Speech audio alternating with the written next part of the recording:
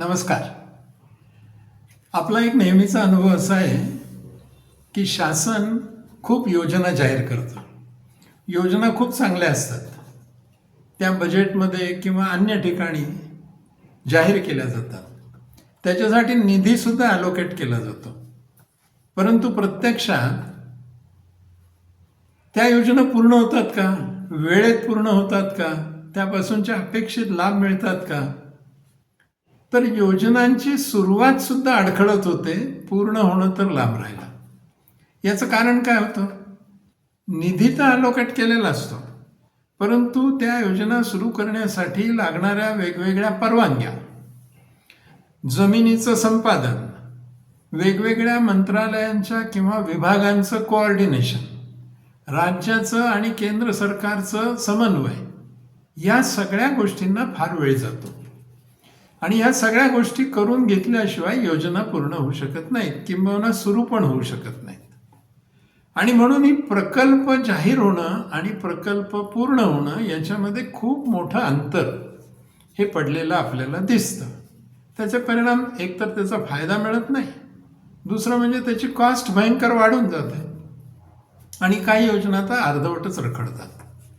असं होऊ नये यासाठी काही उपाययोजना ही 2015 साली शासनाने केली आणि त्या योजनेचं नाव आहे प्रगती, PRAGATI.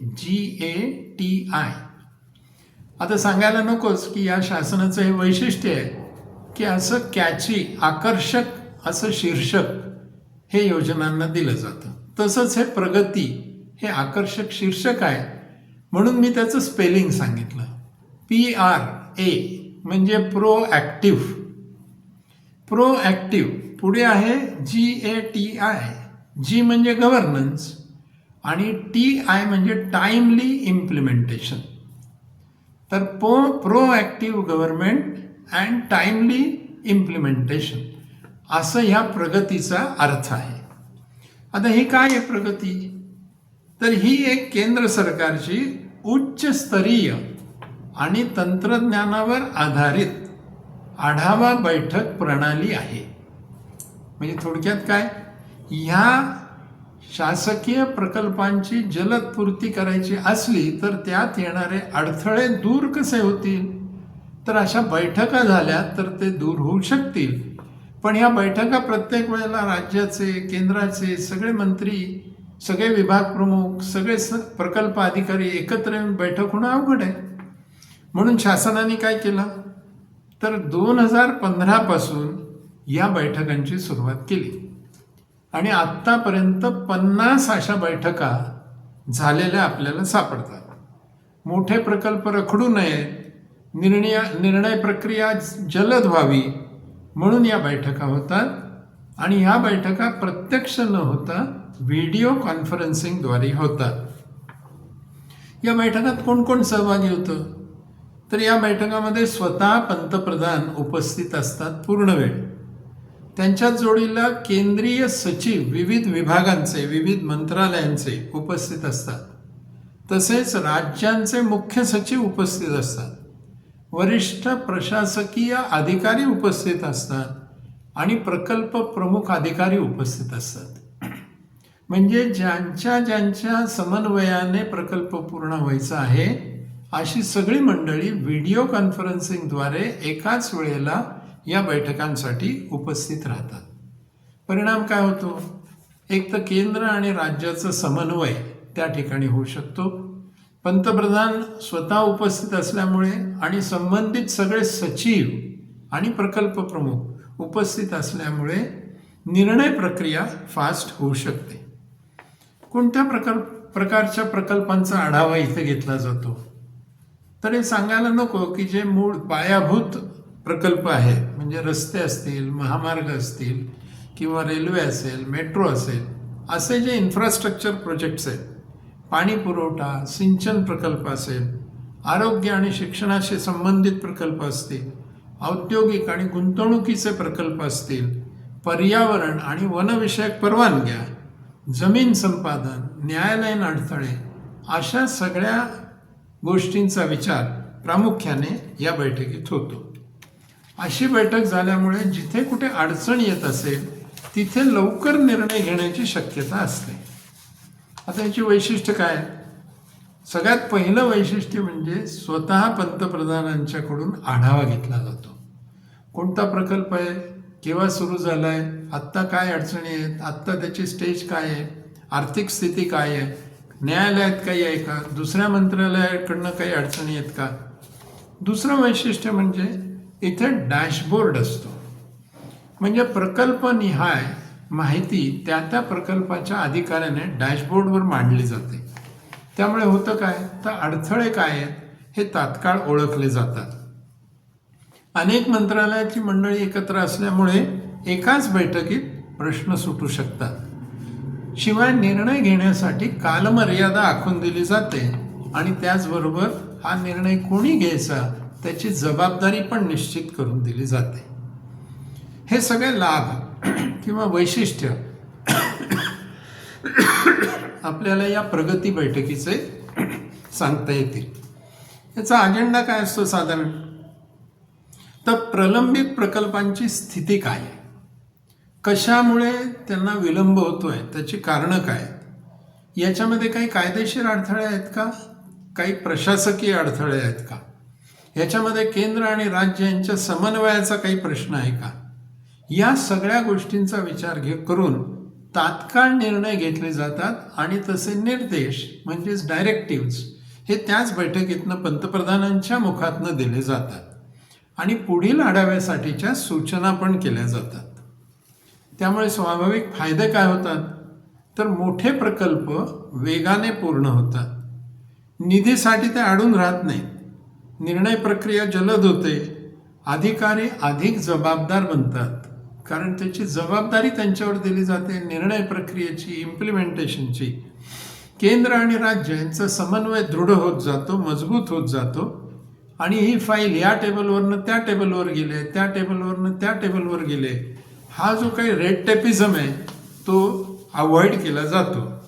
त्यामुळे पारंपरिक बैठक आणि प्रगती बैठक याच्यातला जर आपण फरक बघायचा ठरवला तर लक्षात असं येईल की पारंपरिक बैठकीमध्ये कागदी अहवाल येतात, कागद नाचवले जातात.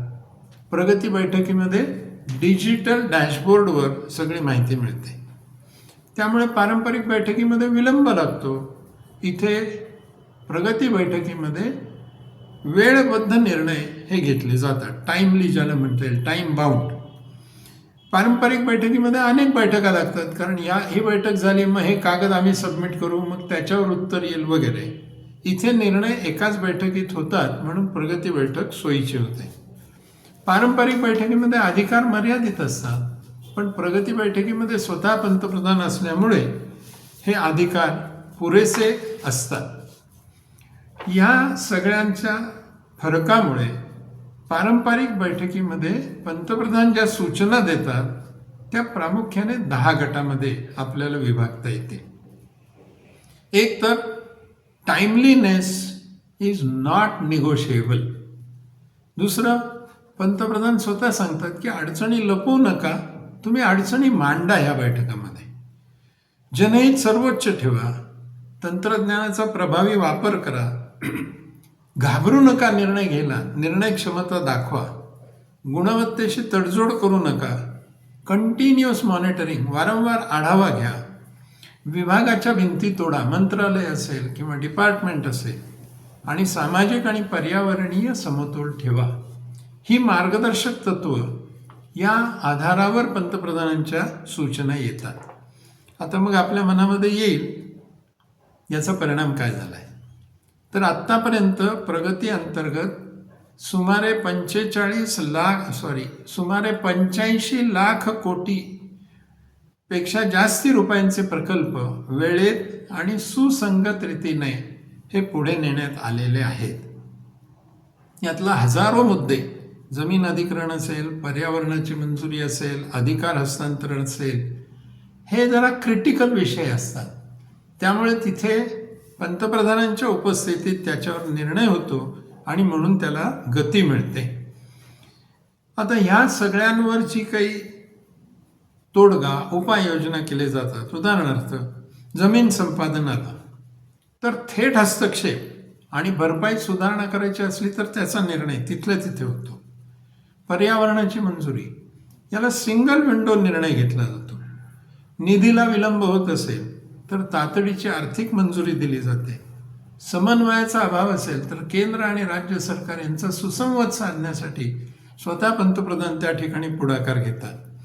प्रशासकीय विलंब ही एक मोठी अडचण असते. त्याच्यासाठी डिजिटल ट्रॅकिंग ही एक सिस्टीम सुरू केली आहे. न्यायालयीन वाद असेल तर कायदेशीर समन्वय 2 डिपार्टमेंटचा, 2 मंत्रालयाचा, राज्याचा आणि केंद्राचा कसा साधला जाईल हे बघितलं जातं. त्यामुळे थोडक्यात काय तर अडचणी सांगितल्या जातात, मांडल्या जातात, त्याच्यावर निर्णय घेतले जातात आणि त्याची अंमलबजावणी कोणी करायची आणि किती कालावधीत करायची ही सगळी साखळी या प्रगती बैठकीमुळे बळकट झालेली असते. त्यामुळे ती केवळ बैठक न राहता अडचणी दूर करणारी यंत्रणा अशी झालेली आहे. आता पुढे काय आहे तर ह्या प्रगती बैठका चालूच राहणार आहेत, पण त्याचं एकत्रीकरण होणार आहे आता PM गतिशक्ती योजनेबरोबर. तंत्रज्ञानाचा आणखीन सखोल वापर आणि सामाजिक क्षेत्रांचा अधिक समावेश या सगळ्या गोष्टी आता आगामी काळात या प्रगती बैठकीत येणार आहे. आणि एक गोष्ट होणार आहे ती म्हणजे अशा प्रगती बैठका राज्यस्तरावर सुद्धा सुरू कराव्यात अशा हालचाली सुरू झालेल्या आहेत.